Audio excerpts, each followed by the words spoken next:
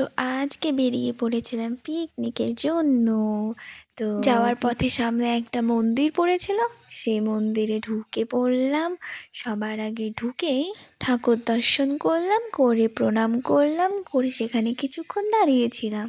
তো এটা ছিল আমাদের বালুরঘাটের লোকনাথ মন্দির। এরপরে অন্নভোগ আর কিছু প্রসাদ নিয়ে খেতে খেতে বেরিয়ে পড়লাম। এরপরে পিকনিক স্পটে যাওয়ার পর শুনলাম যে সেখানে নাকি পিকনিক করাই যাবে না। তো কি আর করা যাবে, দিন অন্য একটা জায়গায় চলে আসলাম আমরা সবাই।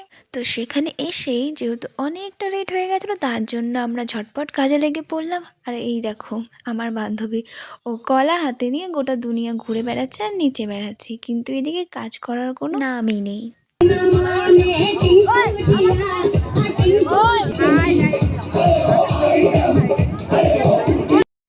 এরপরে আমাদের স্যার এখানে চিকেনটা করেই ফেলেছিল প্রায়, তো চিকেনটা হয়ে গেছে। এবার আমরা সব ফ্রেন্ডসটা একসাথে খেতে বসেছি।